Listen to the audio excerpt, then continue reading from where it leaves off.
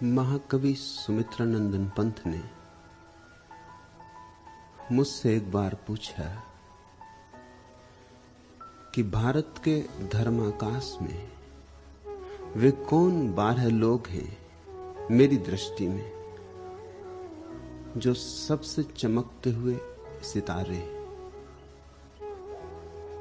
मैंने उन्हें यह सूची दी: कृष्ण, पतंजलि, बुद्ध, महावीर, नागार्जुन, शंकर, गोरख, कबीर, नानक, मीरा, रामकृष्ण, कृष्णमूर्ति। सुमित्रानंदन पंत ने आंखें बंद कर ली।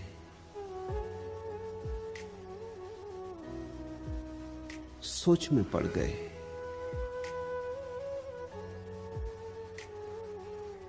सूची बनानी आसान भी नहीं, क्योंकि भारत का आकाश बड़े नक्षत्रों से भरा है। किसे छोड़ो, किसे गिनो?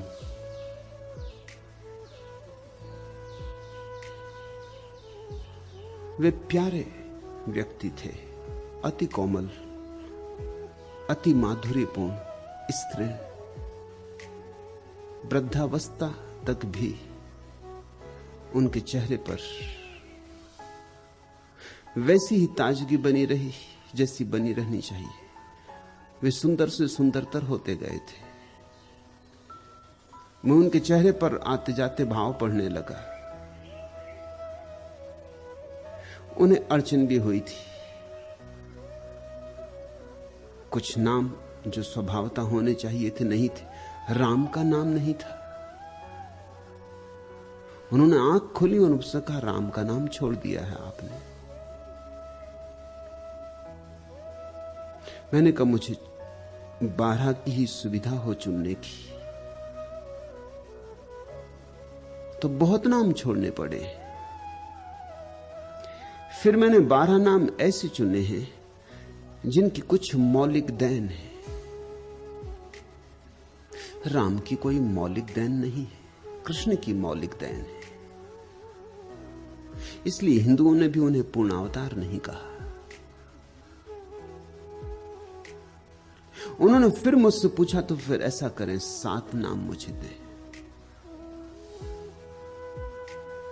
अब बात और कठिन हो गई थी। मैंने उन्हें 7 नाम दिए: कृष्ण, पतंजलि, बुद्ध, महावीर, शंकर, गोरख, कबीर। उन्होंने कहा, आपने जो 5 छोड़े, अब किस आधार पर छोड़े? मैंने कहा, नागार्जुन बुद्ध में समाहित थे। जो बुद्ध में बीज रूप था, उसी को नागार्जुन ने प्रकट किया है। नागार्जुन छोड़े जा सकते हैं। और जब बचाने की बात हो तो वृक्ष छोड़े जा सकते हैं, बीज नहीं छोड़े जा सकते, क्योंकि बीजों से फिर वृक्ष हो जाएंगे, नए वृक्ष हो जाएंगे। जहां बुद्ध पैदा होंगे वहां सैकड़ों नागार्जुन पैदा हो जाएंगे, लेकिन कोई नागार्जुन बुद्ध को पैदा नहीं कर सकता। बुद्ध तो गंगोत्री है। नागार्जुन तो फिर गंगा के रास्ते पर आए हुए एक तीर्थ स्थल है, प्यारे, मगर अगर छोड़ना हो तो तीर्थ स्थल छोड़े जा सकते हैं, गंगोत्री नहीं छोड़ी जा सकती। ऐसे ही कृष्णमूर्ति भी बुद्ध में समा जाते। कृष्णमूर्ति बुद्ध का नवीनतम संस्करण है, नूतनतम आज की भाषा में, पर भाषा का ही भेद है। बुद्ध का जो परम सूत्र था, अप्पो दीपो भव, कृष्णमूर्ति बस उसकी ही व्याख्या है, एक सूत्र की व्याख्या, गहन, गंभीर, अति विस्तीर्ण, अति महत्वपूर्ण। पर अपने दीपक स्वयं बनो, अप्पो दीपो भव, इसकी ही व्याख्या है। यह बुद्ध का अंतिम वचन था इस पृथ्वी पर। शरीर छोड़ने के पहले यह उन्होंने सार सूत्र कहा था, जैसे सारे जीवन की संपदा को, सारे जीवन के अनुभव को इस एक छोटे से सूत्र में समाहित कर दिया था। रामकृष्ण कृष्ण में सरलता से लीन हो जाते, मीरा नानक कबीर में लीन हो जाते। जैसे कबीर की ही शाखाएं, जैसे कबीर में जो इकट्ठा था वह आधा नानक में प्रकट हुआ है और आधा मीरा में। नानक में कबीर का पुरुष रूप प्रकट हुआ है। इसलिए सिख धर्म अगर क्षत्रिय का धर्म हो गया, योद्धा का, तो आश्चर्य नहीं है। मीरा में कबीर का स्त्रीण रूप प्रकट हुआ है। इसलिए सारा माधुरी, सारी सुगंध, सारा सुवास, सारा संगीत मीरा के पैरों में घुंघरू बन के बजा है। मीरा के इकतारे पर कबीर की नारी गाई है। नानक में कबीर का पुरुष बोला है। दोनों कबीर में समाहित हो जाते। इस तरह मैंने कहा, मैंने ये 7 की सूची बनाई। अब उनकी उत्सुकता बहुत बढ़ गई थी। उन्होंने कहा और अगर 5 की सूची बनानी पड़े, तो मैंने कहा काम मेरे लिए कठिन होता जाएगा। मैंने ये सूची उन्हें दी, कृष्ण, पतंजलि, बुद्ध, महावीर, गोरख। क्योंकि कबीर को गोरख में लीन किया जा सकता है। गोरख मूल है, गोरख को नहीं छोड़ा जा सकता। तब तो वे बोले बस एक बार और, अगर 4 ही रखने हो।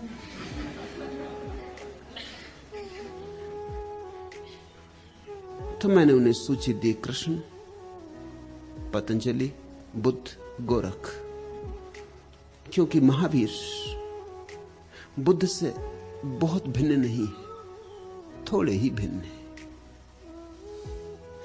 जरा सा ही भेद है, वह भी अभिव्यक्ति का भेद है।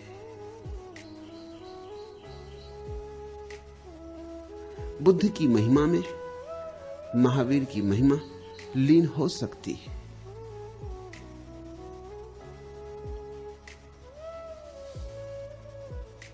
वे कहने लगे बस एक बार और।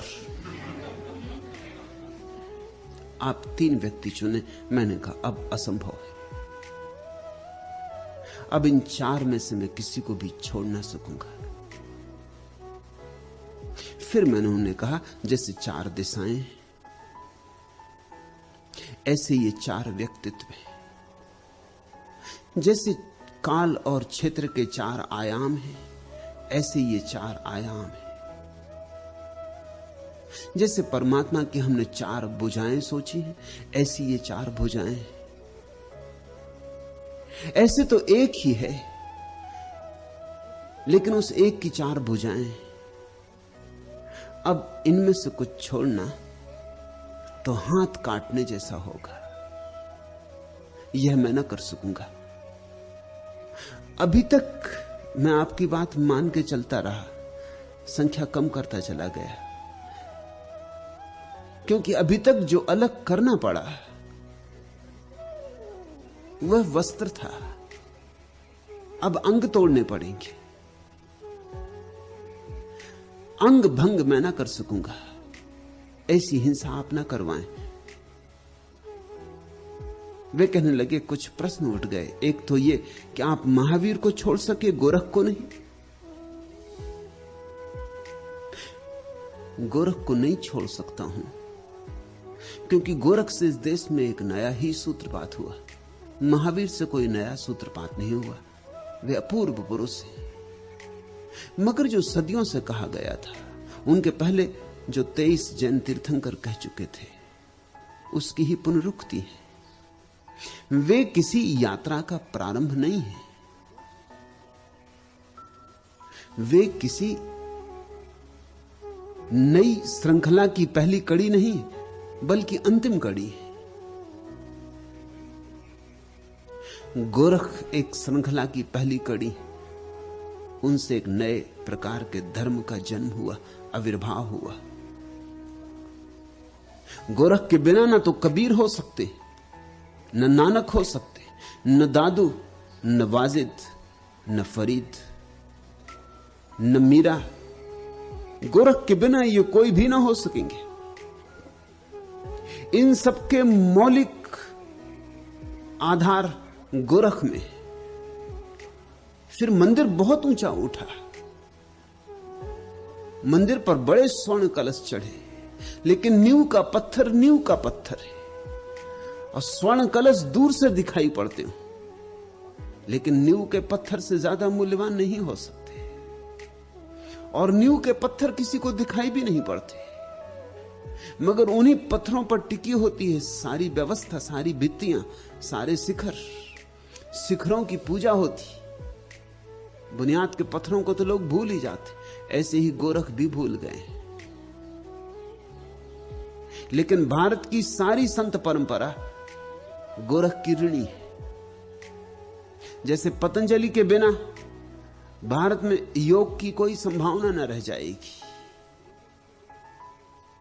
जैसे बुद्ध के बिना ध्यान की आधारशिला उखड़ जाएगी, जैसे कृष्ण के बिना प्रेम की अभिव्यक्ति को मार्ग न मिलेगा, ऐसे गोरख के बिना उस परम सत्य को पाने के लिए विधियों की जो तलाश शुरू हुई, साधना की जो व्यवस्था बनी, वह न बन सकेगी। गोरख ने जितना आविष्कार किया मनुष्य के भीतर अंतर खोज के लिए, उतना शायद किसी ने भी नहीं किया है। उन्होंने इतनी विधियां दी कि अगर विधियों के हिसाब से सोचा जाए तो गोरख सबसे बड़े आविष्कारक हैं। इतने द्वार तोड़े मनुष्य के अंतर तम में जाने के लिए, इतने द्वार तोड़े कि लोग द्वारों में उलझ गए। इसलिए हमारे पास एक शब्द चल पड़ा है, गोरख को तो लोग भूल गए, गोरख धंधा शब्द चल पड़ा। उन्होंने इतनी विधियां दी कि लोग उलझ गए कि कौन सी ठीक, कौन सी गलत, कौन सी करें, कौन सी छोड़ें। उन्होंने इतने मार्ग दिए कि लोग किम कर्तव्य विमूढ़ हो गए। इसलिए गोरख धंधा शब्द बन गया। अब कोई किसी चीज में उलझाओ तो हम कहते हैं क्या गोरख धंधे में उलझे। गोरख के पास अपूर्व व्यक्तित्व था, जैसे आइंस्टीन के पास व्यक्तित्व था।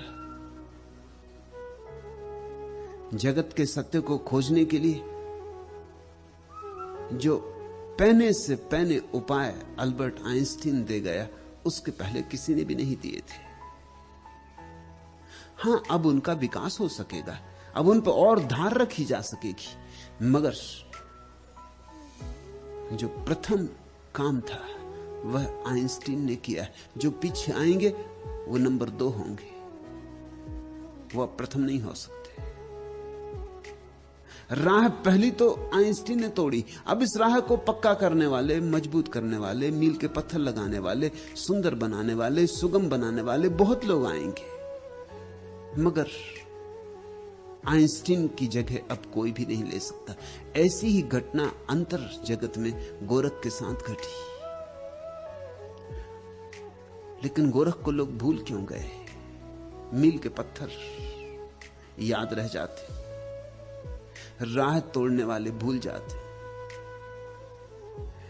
राह को सजाने वाले याद रह जाते, राह को पहली बार तोड़ने वाले भूल जाते। भूल जाते हैं इसलिए कि जो पीछे आते हैं उनको सुविधा होती है संवारने की। जो पहले आता है वो तो अनगढ़ होता है, कच्चा होता है।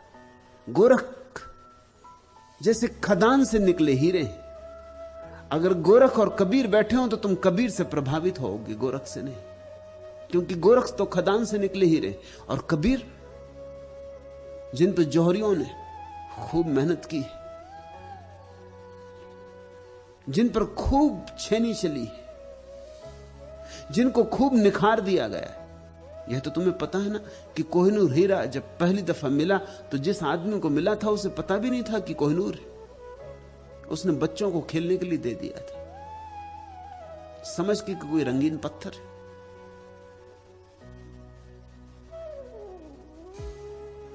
गरीब आदमी था, उसके खेत से बहती हुई एक छोटी सी नदी की धार में कोहिनूर मिला था।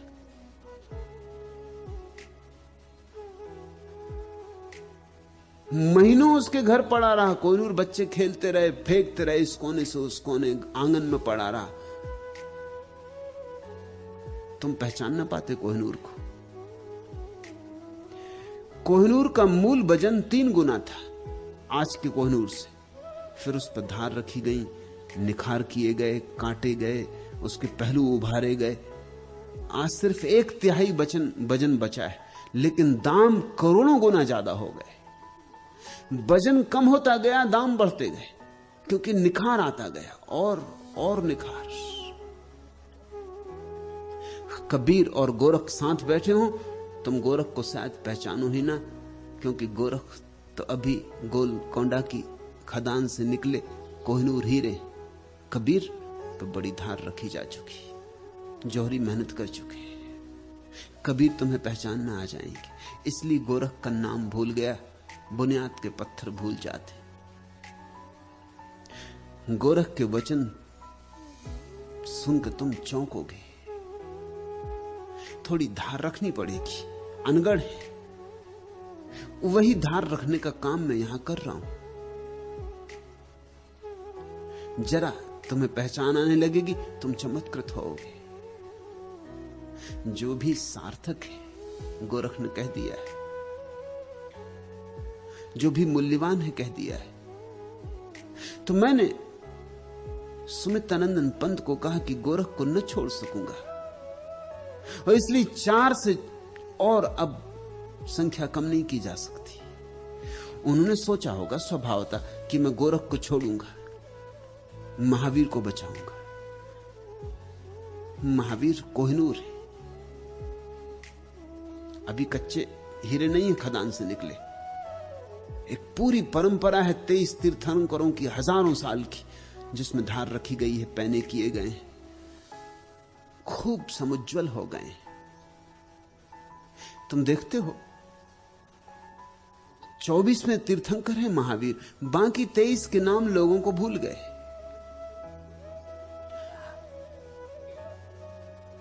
जो जैन नहीं है वो तो 23 के नाम गिना ही ना सकेंगे, और जो जैन है वो भी 23 का नाम क्रमबद्ध रूप से ना गिना सकेंगे, उनसे भी भूल चूक हो जाएगी। महावीर तो अंतिम है, मंदिर का कलश,